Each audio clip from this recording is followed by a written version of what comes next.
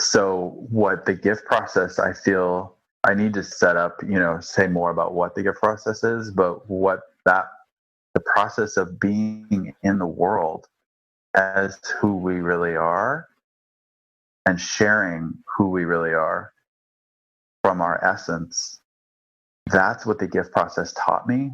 Mm. And what I want to say, is that the gift process it's not my big idea. It is what nature is doing and is teaching. So it's an intelligence that is, so for example, anything that lives in nature needs to be in what we're talking about, needs to know who they are, what their capacity is, and how they are going to navigate in the environment that they're in. So if you see a bird, if you see any animal, what you will notice is that they're in an innate truth because their environment calls it out of them. They have to be in their own, they have to know what they are and who they are and what they are bringing to the ecosystem, how they function. It's an innate knowing. Mm-hmm. And whereas we're living in culture, which is almost like it creates a bit of a buffer between that call and that demand of self-knowing and those innate impulses being in action. There's almost like a delay that culture creates because we don't have to. We have things on demand. But nature is all about demand. And so what nature does is, for example, if you look at a really beautiful flower, what you'll see is that it started as a seed and that the seed, the codes of its potential were all inside of that seed. And so it just needs the right environment, the right nourishment for that seed to get activated.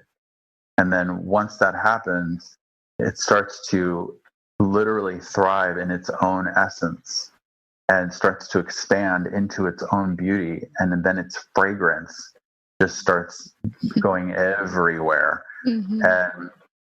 And then what that does is it attracts what it needs to it to go.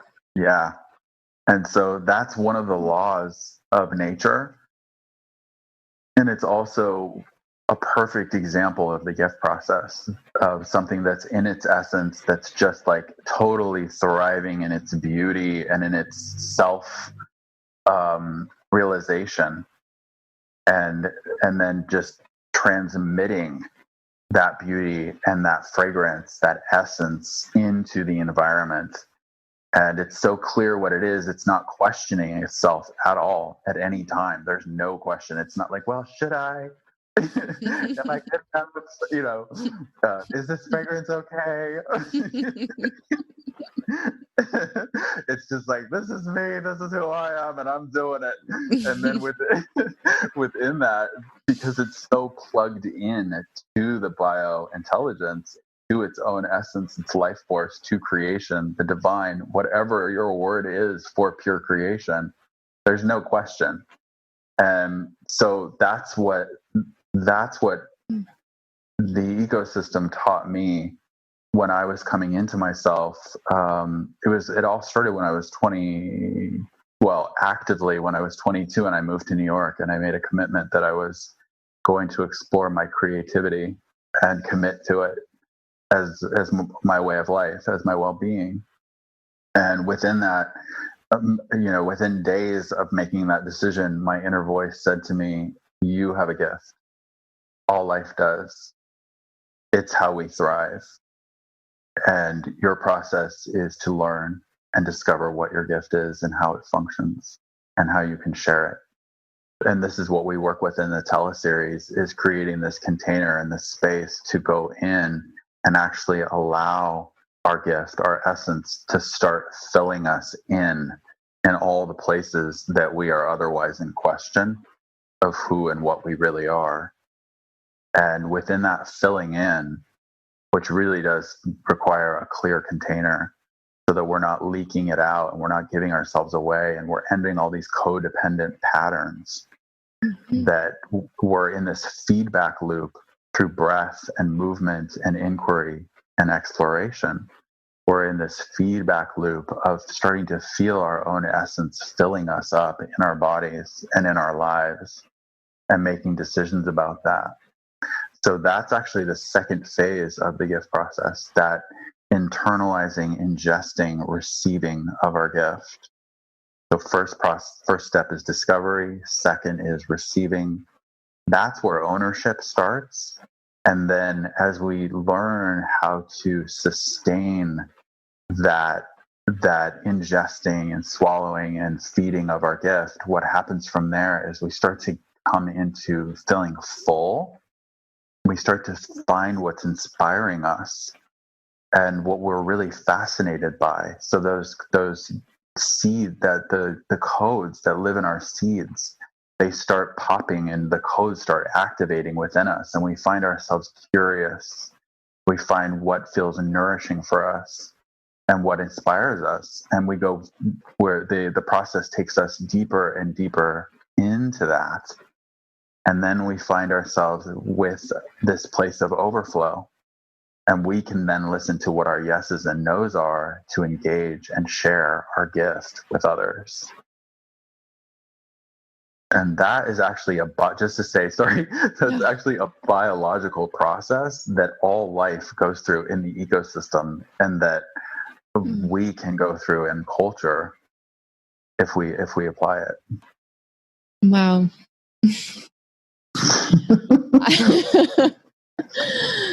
It's so beautiful. I'm so touched by the depth of your collaborative with life creation and of this process, and the way that you're able to articulate it and map it out in this way. And it just feels, for me personally, I can say, so relevant to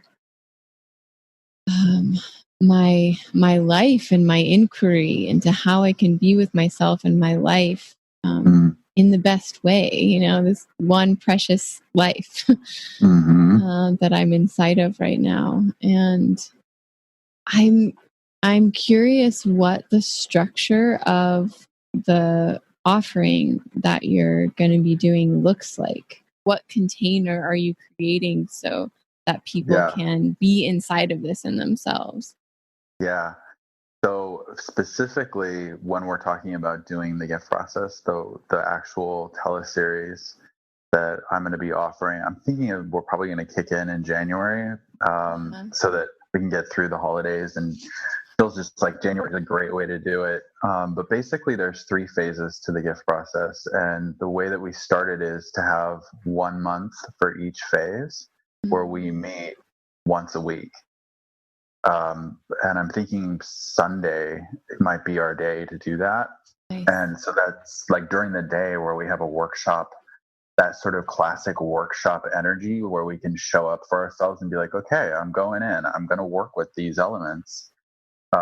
So the structure is phase 1 is 4 weeks, phase 2 is 4 weeks, phase 3 is 4 weeks, and then from there, we as a group, we decide if we have extra work that we want to do together. Do we need another 4 weeks, or are we complete? We just follow it together. I often tell people, even if you feel like you're highly functional and you're operating in the world and you feel like you are sharing your gift, to start from the beginning, because the work itself is so good. The inquiries that we create in these dives each week, and the home play and the focus on nourishment, it can refine where you are in your process at being more sustainable. As you can feel, as I was just sharing all of that, I'm coming from inspiration, and you can hear it in me, you can feel it in me. It inspired you just now. But I feel like that is one of the most important things, is that we learn how to share what inspires us. And the most important thing in that first phase is to realize that your uniqueness, and that it's not about commodifying yourself. Your gift is for you first. I'm going to say it again. Our gifts are for us first. And we often feel like we're at the effect of our gift. If you're feeling at the effect of things in the world, like specifically your sensitivities, those sensitivities need to be to support you first to create the right health and vitality and container. Yeah, I love hearing that. I mean, I imagine a lot of very sensitive people are drawn to you and your work. And I definitely feel like a highly sensitive person in recovery of like someone who didn't like my sensitivity. It got to a point in my life where I was like, oh, I wish I just didn't feel so much. And really, I think through the practice of creating really loving containers and prayerful containers for myself too, ceremony, ritual, movement practices, getting to mend that experience in myself of, it's a really beautiful, helpful thing to be a very sensitive, attuned person. Absolutely. And, like, what a joy it really is to be a very sensitive person.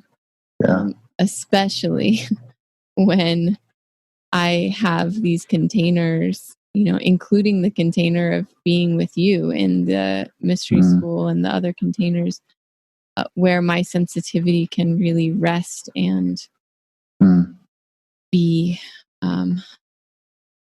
held in myself in a way that is actually nourishing for me.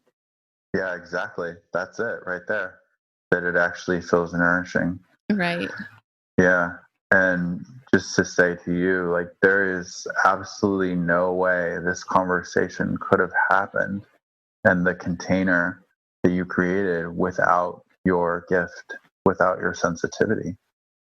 And because the awareness that you bring to things, the presence, the truth that you bring to things, to the moment, that's all based on who you are. And that's highly sensitive to truth. Wow, thank you for that reflection. So we often feel at the effect of, like, you can go back and look at these moments where you saw the truth, you felt the subtle energetics that were going on, and you knew that the truth wasn't what was being told in that moment. You knew that the truth wasn't what was being followed, but yet you could feel the difference. And so to have a process where you take that back and you really, like you just said, like all the work you've done with yourself, to take that sensitivity to truth, to intelligence, and receive it for yourself so that you can be so plugged into the nourishment of the truth and let that be the guiding force, and how powerful that makes you, how capable that makes you to show up and bring your essence here. Like, that is the gift process. And that is your gift. Like this, like I said, none of this would have happened or happens without all the choices that you've made to follow this sensitivity to truth that you have. You. Yeah. Thank you. Yeah. Thank you. Yeah. Letting the ripples of that reflection kind of seep in. Yeah. And I feel like that's something that we really, is so important that we do for ourselves and for each other, that we build that into our culture now. Where, so one of the things, another brilliant segue, in the gift process that we really work with is how our gifts, like, what I tell people often is, do pay attention to what people get just by being around you, just by being in your field without you doing anything. Pay attention to how your essence is influencing the environment or the people around you. That subtlety, just notice the awareness, what your awareness is doing in the space or in the relationship. Yeah, it can be a really great way to start having to see the value of just who you are as a being here. Yeah. And then the other thing that's coming right off of that is I see a future where we are all living our gifts and sharing our gifts. And I've been referring to it as gift culture, where we're actually all in this choosing more and more generation after generation, just like the Aboriginals do, of recognizing each other's essence and each other's gifts and letting that be how we collaborate. Yeah. Wow. That's such a beautiful vision. Mm-hmm. Yeah. Yeah. I definitely feel the possibility for that future, for that co-created future. And it also gets me excited thinking about children and, because a lot of my work in the world has focused on being with children. And I'm feeling that question of in what ways can we be with children as they're growing up to support them in knowing and moving from their gifts from the time that they're young. I think a lot of us as adults, us talking right now, our personal experiences, that wasn't held in our childhood. That's right. Available in the consciousness of the adults at that time. They were working on what they needed to work on to live their lives. And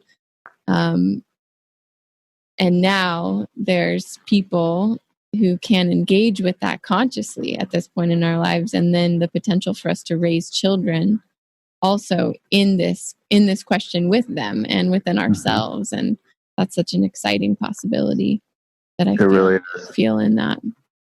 Yeah, I'm right there with you.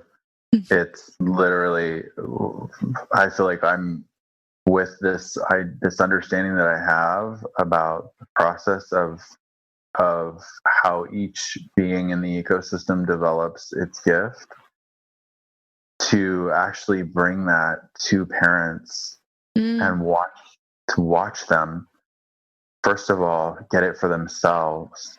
Right. And to be able to share that, hold that developmental process, because this is developmental work that we're talking about, to hold that where they are creating the container and the space for their children to have that self-discovery, that self-exploration, without the demand of anything else. And that there's a certain type of trust that I have in each of us, in our seeds and our codes. And again, trust is established. Like, all this trust that I have was established by challenging and engaging and creating the right container for that exploration to happen.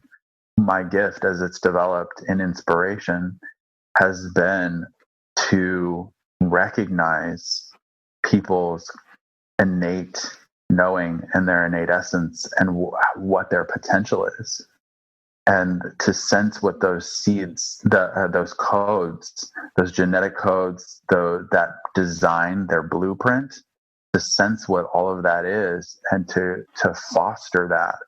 And I feel like that's what parents, if we had the understanding of that and created the right context and container, the right environment for children to discover and learn and grow in that way. I mean, think about it. Like, all of the stuff that we work with our sensitivities and our traumas and like all of that not being there, and learning how to actually use whatever life brings us as a gift, to be like, what's the gift in this moment? What is the gift? What is it that I want? What is it that I can bring? What's my yes? What's my inspiration? that kind of innovating as early developmental is just like, it's so beautiful when it happens.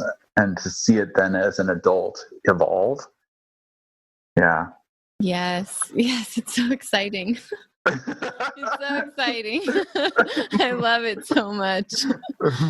Yeah. And I love the, it really is important that parents can start to offer it to themselves. It's just the foundational piece. And in my own work with children, have cycled back to that over and over. And now for the first time, I'm making just direct offerings to parents because it's so clear to me that it's where the edge, it's like it's the edge of where the work can go. If I'm working with the children, it's great and it's one thing. And for parents to really step into offering some of that to their children, they have to offer it to themselves. Yeah. First. Exactly. Yeah.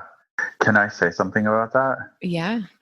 Yeah. I just have to say that is such a perfect example of your sensitivity to truth and you being aware that that's what's needed, and to be able to call it and name it, and to then go into the movement of working with these adults, that's you choosing to see the truth and act on it versus being at the effect of it, seeing it, ignoring it, and just staying working with kids.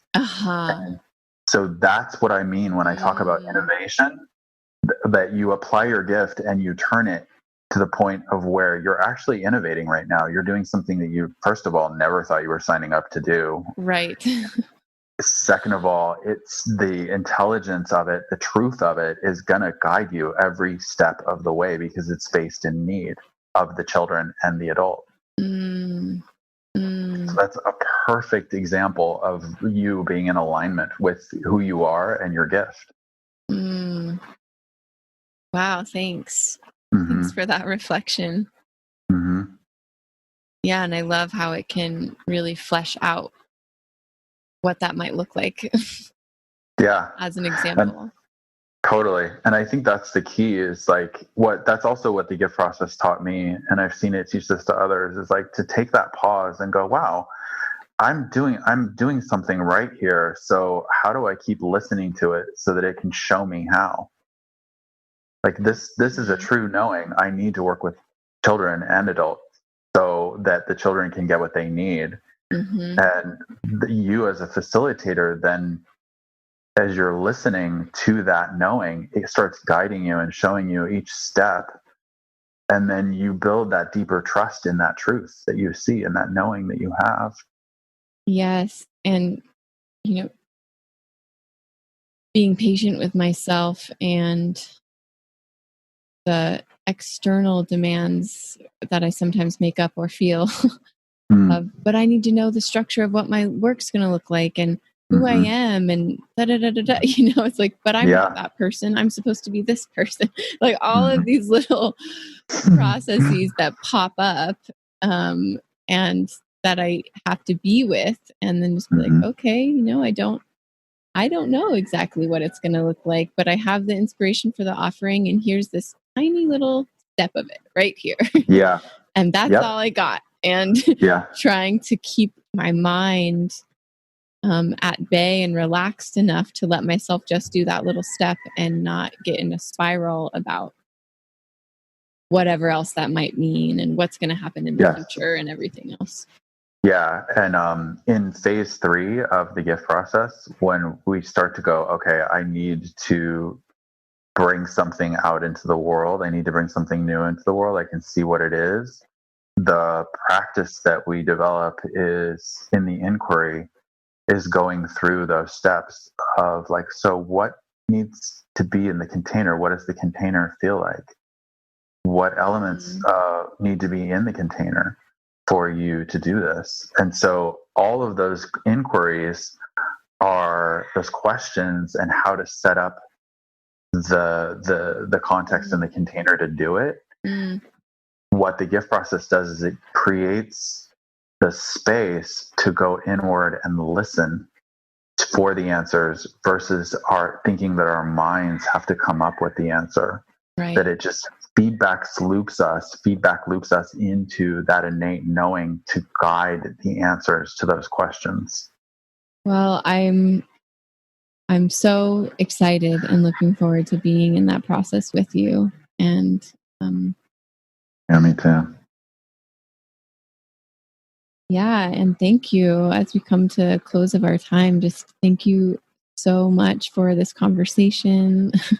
It's so, you touch my heart and my mind, and so fully. And I'm so excited about your ideas and your way of being in the world, and the way that it ignites my own excitement and vision and alignment. So yeah, thank you so much. I feel the same. I mean, I just so enjoy who you are and your wisdom and the truth that you share. And also what I noticed during this time was your ability to bridge these things that we're talking about for other people to find their way into it. That was really beautiful how you were able to catch that at times. And so, yeah, I just really, thank you. I trust your wisdom, and I so appreciate you. And I'm glad that we're able to collaborate and play. Yeah, thank you so much. I feel the same. And, is there a way that where can people go online to find you so that they can look up the gift process and your other offerings? Yeah, so Awake One is the main website. That's WAKE. You can write it as WAKE-1 ONE. Or I think there's even the domain AWAKE, the number one without the dash. Okay. Yep. Or you can just Google or search for my name, Cass, CASS, Phelps, PHELPS. There's also a YouTube channel if you want to see some of the videos of the movement work. It may be impossible to actually recognize it as but if you're a body person, you'll be able to feel it. Yes. There's some movement. Yeah. Yeah, I'll put the links to your website, and then some of the YouTube. That's a great idea to put the YouTube videos on there. I love those videos. Thank you. Yeah, and I just want to thank everybody for tuning in to our listening and our discovery process together. Even though this is all, we don't know exactly who's listening, just knowing that you all are listening and wanting to share what we're resonating with. So thank you.